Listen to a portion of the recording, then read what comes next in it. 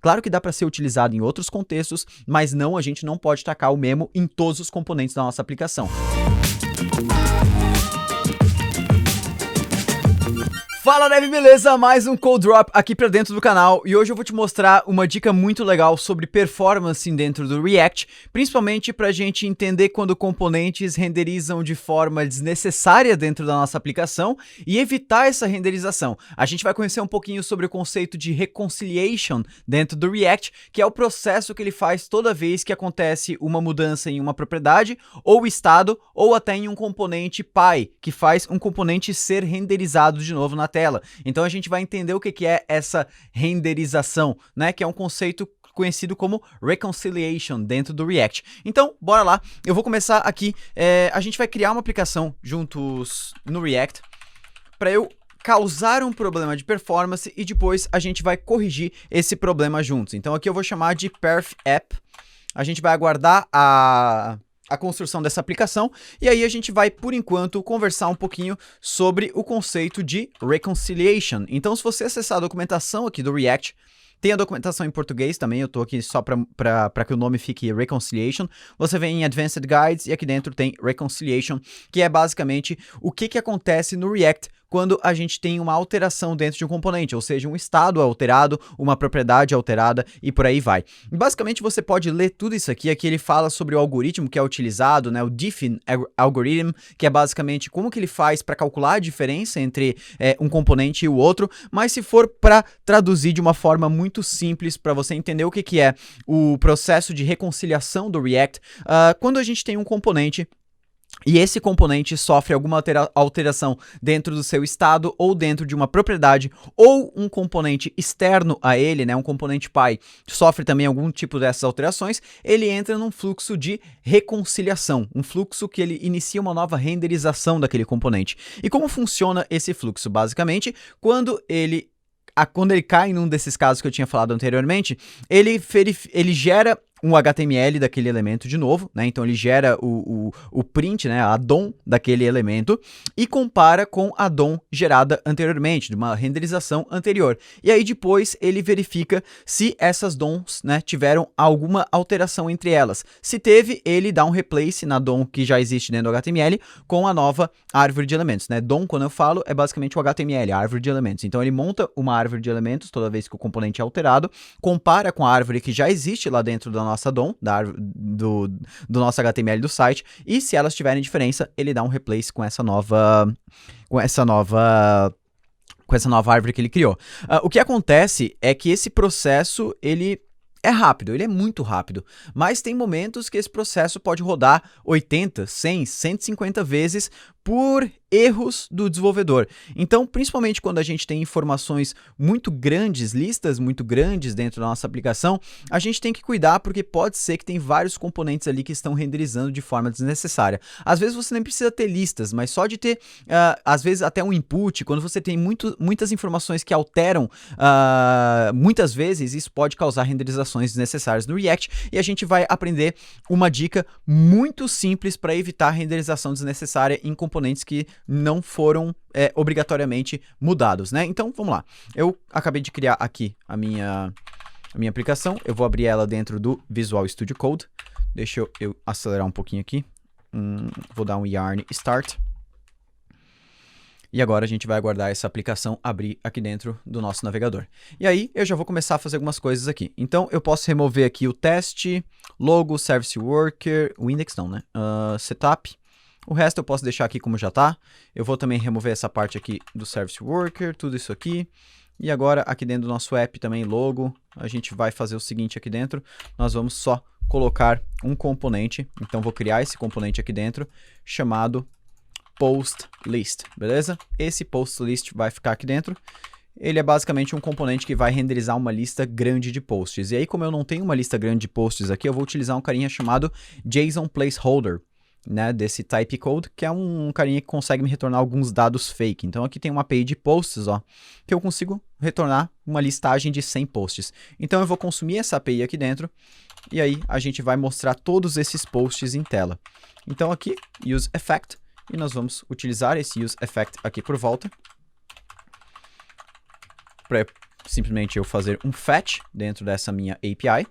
E aí, esse fetch aqui ele vai me retornar uma resposta. E aí eu vou transformar essa resposta em JSON, isso aqui também é assíncrono, e ele vai me retornar os dados dos posts. E aí, claro, eu preciso armazenar esses posts dentro de um estado do React. Até aí tudo bem, né? A gente não tem nenhuma dificuldade, isso aqui por si só não vai causar nenhum problema de performance, não. Então eu vou iniciar isso aqui com um array vazio, e aí quando eu tiver os dados eu vou dar um set posts como sendo data. E aí eu vou poder utilizar esse posts aqui dentro para renderizar vários posts aqui dentro da minha tela. Então o que a gente vai fazer aqui agora? Eu vou começar criando uma UL para cada um dos posts. Eu vou percorrer aqui os meus posts em si. E aqui a gente vai, para cada um dos posts, mostrar, por enquanto, só um strong, só com o título dele. Então aqui eu vou botar post.title. E aqui eu preciso passar uma key, post.id, porque toda vez que a gente faz um map, isso aqui precisa existir. Agora, lá no meu app, nós vamos importar essa post list, aqui de dentro de components /post list, e eu vou colocar ele aqui dentro da minha div class app. Voltando aqui agora para o nosso navegador, a gente vai ver que todos os posts já estão em tela, né? O que aconteceu é que eles ficaram um do lado do outro porque eu estou colocando um strong. Então deixa eu trocar isso aqui por uma div. Como a div quebra a linha, sempre automático, então tá aqui todos os posts da minha aplicação. Se eu for analisar isso aqui utilizando a extensão do React DevTools, eu vou conseguir ver todas essas renderizações aqui sendo feitas, né? Como a gente só tem um componente, então vai ter uma única renderização. Então, se você estiver utilizando a extensão aqui do React DevTools, que ela está disponível tanto para o Firefox quanto para o Chrome, você vai entrar aqui em Profiler, beleza? Agora você vai fazer o seguinte, vai clicar aqui em Reload and Start Profiling, vai aguardar a aplicação carregar tudo e vai dar um stop. E aqui a gente vai ver basicamente quanto que demorou para ele renderizar cada um dos componentes da nossa aplicação. Então o app, né, que é o componente principal aqui da nossa aplicação, ele demorou 9 milissegundos aqui para ser renderizado. E a nossa post list, que está dentro do app, né, a gente consegue ver que ele faz um encadeamento aqui, ó, ela renderizou em 6.4 milissegundos. E aqui a gente teve um outro commit de renderização que demorou 11.4 milissegundos. Por que a gente teve dois commits que a gente chama, né? Que são dois fluxos de renderização diferentes. Porque esse primeiro aqui, ele renderizou o post list sem nenhum item dentro, né? Porque a nossa chamada aqui, ela é assíncrona para carregar os posts. Então a gente seta os nossos posts um pouquinho depois da chamada API terminar. E aqui a gente pode ver que quando a chamada API terminou, ele preencheu a nossa post list. E aí ele demorou um pouquinho mais para renderizar, 11.4 milissegundos. Por que ele demorou um pouquinho mais? Porque a gente está renderizando em tela 100 posts, ou seja, ele tem que escrever 100 divs dentro do HTML da nossa aplicação. Isso pode levar um pouco de tempo para acontecer. Até aí tudo bem, a gente não tem nenhum problema de renderização, nenhum problema de performance. Agora imagine que esse nosso post ele seja dividido em um componente separado. A gente cria aqui um post item, beleza? Dentro desse post item, a gente fez um componente para conseguir abstrair um pouco de lógica, abstrair um pouco de código ali de dentro para não ficar tudo num arquivo só. Aqui eu vou receber o nosso post e aí nós vamos criar aqui uma LI, né? Eu tô usando uma UL lá atrás, então eu vou utilizar uma LI aqui dentro. E nós vamos colocar o título do post, post.title, e nós vamos colocar aqui também o corpo do post, que é post.body. A gente vai salvar isso aqui agora, e no nosso post list, vamos importar o post item. E agora a gente vai trocar aqui de uma div para utilizar o nosso post item. E a gente precisa enviar como propriedade o post e a gente precisa também passar a nossa key aqui dentro, que é obrigatório no React quando a gente faz uma iteração. Vamos salvar aqui agora e beleza. Agora o que a gente vai perceber aqui dentro? Vamos dar novamente aqui um reload in start profile. Aguarda ele renderizar e cancela o profile. Agora a gente vai ver que na segunda vez que ele faz a renderização, ele renderizou vários post itens aqui dentro. Tá vendo? Cada um desses quadradinhos aqui embaixo é um post item. Alguns demoraram mais para ser renderizado, alguns demoraram menos, mas tudo bem. Isso aqui é o fluxo comum do React. Sempre que a gente faz isso, não tem como evitar, em um primeiro momento, ele fazer toda essa renderização de cada um dos itens, tranquilo? Não tem muito como a gente evitar, caso a gente separou em um componente isolado.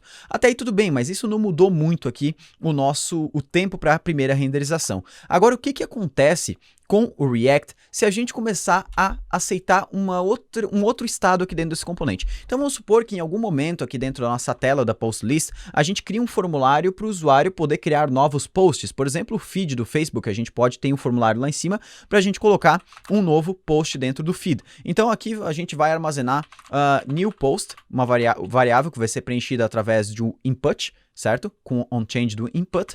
E aqui a gente vai utilizar o set new post. E aí a gente vai começar, claro, isso aqui com uma string vazia, porque todo input deve iniciar com uma string vazia. Deixa eu colocar aqui só um fragment por volta. Para quem não conhece o fragment, é uma div em branco, né? Ela não vira nenhum elemento no final das contas. E aqui eu vou criar um input. E aí toda vez que o usuário preencher alguma informação dentro desse input, eu vou pegar o evento dele e vou dar um set new post e.target.value, né? É assim que a gente anota o valor de um input. Lembrando que isso aqui é o valor de um input, mas poderia ser qualquer estado, qualquer propriedade. Isso aqui eu só estou fazendo para a gente simular que esse componente está sofrendo uma nova renderização, né? Está sofrendo um novo ciclo de reconciliação. E aqui a gente coloca o value como sendo new post. Eu nem preciso fazer nada com esse valor do input. A única coisa que eu quero fazer com esse componente post list é forçar que ele tenha uma nova renderização. E como que eu estou fazendo isso? Eu estou mudando o valor de um estado toda vez que o usuário digita nesse input. Agora a gente vai perceber uma coisa bem legal que acontece aqui dentro do React. Não é tão legal para a questão de performance da tua aplicação, mas é legal porque a gente consegue solucionar. Então agora eu vou dar aqui um reload na minha aplicação, já está aqui o input. Então a gente vai clicar de novo aqui, ó, reload start profile. A gente vai aguardar e agora vamos começar a digitar alguma coisa aqui dentro. Ó. Vou escrever Diego. Diego. Show de bola e vou dar um stop aqui no meu profile. Agora a gente pode ver que ele teve vários ciclos de renderização. O primeiro ciclo aqui é quando ele monta o componente e não tem nenhum post carregado na tela. O segundo ciclo é quando ele termina a chamada na API e preenche todos os posts em tela. E depois a gente tem mais 5 ciclos, porque Diego tem 5 letras. Como eu mudo o estado do componente toda vez que eu preencho alguma coisa dentro desse input, eu estou tendo mais um ciclo, né? Mais um commit que eu chamo aqui dentro do React DevTools de renderização. E o mais interessante é que se a gente clicar nesses commits, a gente vai ver que o post item aqui embaixo, todos os post itens, na verdade, eles foram renderizados novamente toda vez que houve uma alteração no input. Mas se você concordar comigo, alterar um input não deveria estar causando uma nova renderização no post item. Porque o post item ele não tem nada a ver com esse input. O valor do input ele não está sendo utilizado pelo post item. Então por que o post item está sendo renderizado de novo? Porque no React, toda vez que a gente tem uma alteração de estado ou uma alteração de uma propriedade num componente, ou até se um componente pai desse componente sofrer uma atualização, ele vai renderizar toda a árvore de elementos de novo. Ele vai executar esse map aqui toda vez de novo.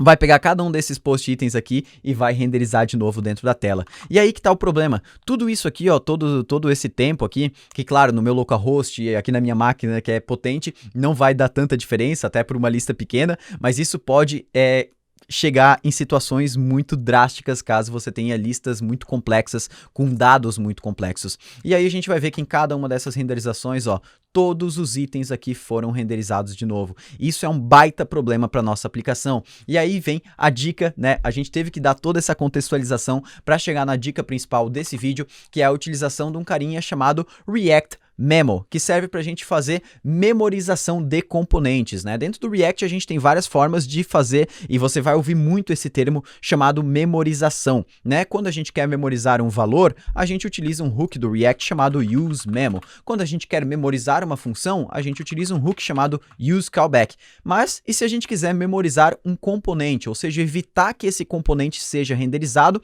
quando ele não precisa? A gente vai utilizar um carinha chamado Memo do React aqui, ó. Ele é até exportado do próprio React. E aonde que a gente vai utilizar esse memo? Qual que é o componente aqui dentro que está renderizando de forma desnecessária? O postList, ele não está renderizando de forma desnecessária. Por quê? A gente está alterando o estado dele e sempre que altera o estado de um componente, ele precisa obrigatoriamente ser renderizado de novo. Agora, o postItem, ele está sendo renderizado quando o estado desse input aqui está sendo alterado. E o post-item em nenhum momento tá utilizando esse valor aqui do new post. Ou seja, as propriedades desse post-item não estão mudando, porque eu não passo esse new post para ele em nenhum momento, e o estado desse post-item não está mudando, porque o post-item não tem nenhum tipo de estado. Então, quando a gente cai num caso que um componente está sofrendo uma renderização apenas porque o pai dele mudou e ele não teve propriedade alterada, ele não teve estado alterado, aí sim é o melhor momento para a gente estar utilizando o React Memo. Então, eu venho aqui no post item, eu importo o memo, e agora aqui eu vou tirar a exportação dele aqui de cima e vou mover aqui para baixo, porque eu preciso colocar o memo por volta do post item. O que esse memo vai fazer?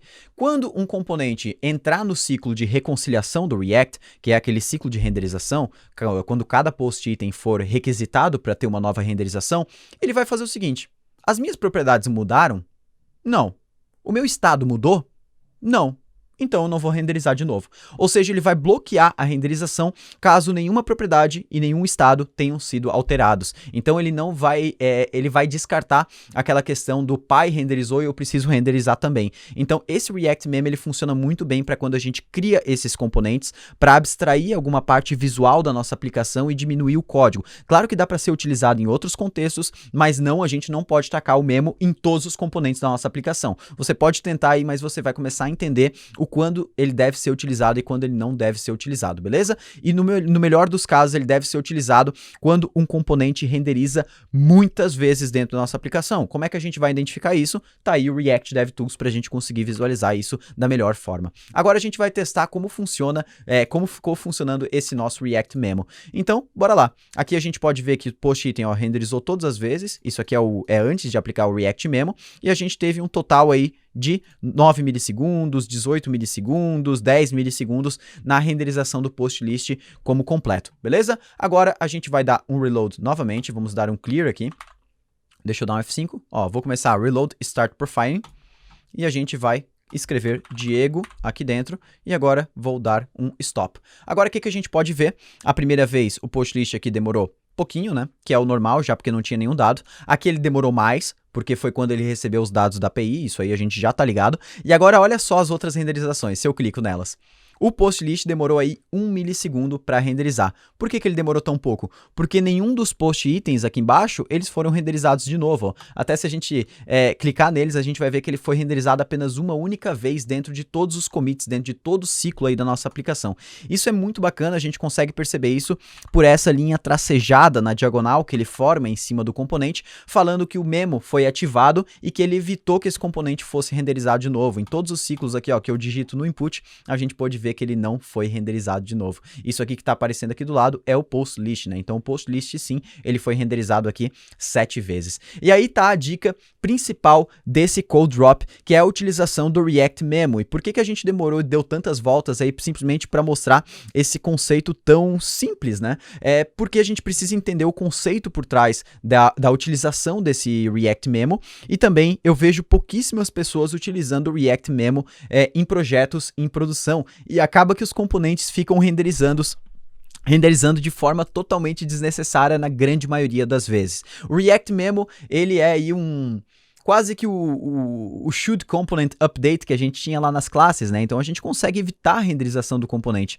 Então é muito legal sair utilizando esse React Memo, mas claro, sair utilizando com moderação. Utiliza nesses casos que eu te expliquei, que é principalmente quando o componente renderiza muitas vezes, que ele é filho de outros componentes e acaba que ele fica lá renderizando de forma desnecessária, sendo que as propriedades e estado dele nunca foram alteradas, beleza?